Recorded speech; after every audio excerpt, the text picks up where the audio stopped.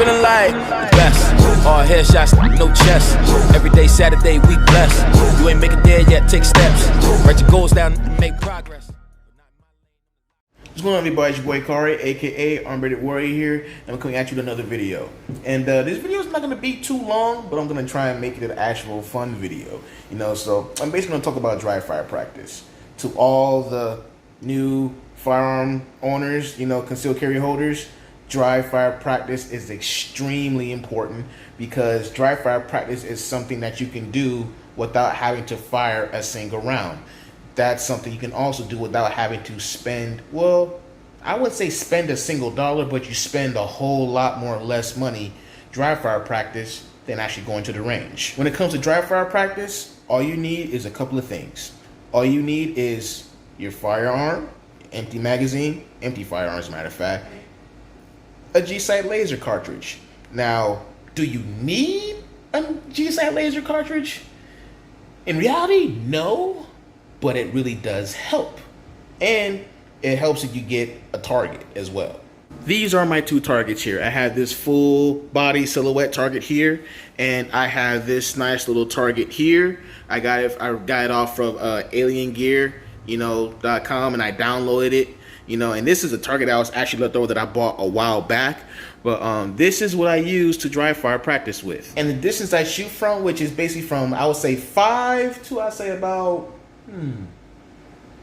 from 5 to about maybe 7, maybe 8 yards, you know what I'm saying, from the wall here all the way to my refrigerator in the back of my kitchen over there. That's about maybe a total of about 8 yards. So that's the distance I basically pretty much shoot when I'm dry fire practicing. But majority of the self-defense situation that you may run into is going to be between 3 and 5 yards.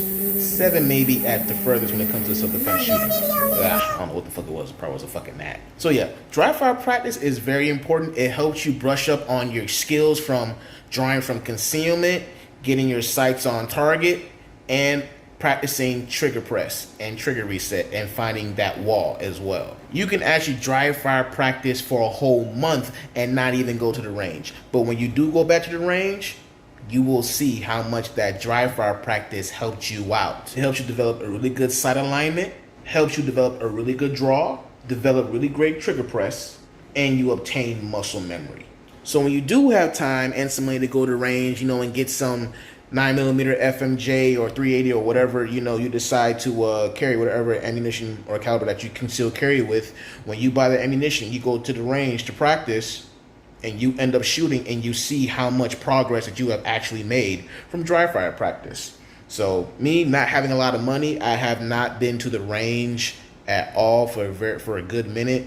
Now I got 22 LR, but I don't have a pistol. I have a rifle. But as far as, like, you know, my handgun ammo, which is 9mm, I haven't had none in a minute, so I continue to dry fire practice. And like I told you, what you need is, you know, an empty firearm, empty mag, and I said a G-Sight laser cartridge, but it also helps if you have a freaking holster so that you can, you know, practice with your concealed carry holster that you can, you know, draw from concealment with.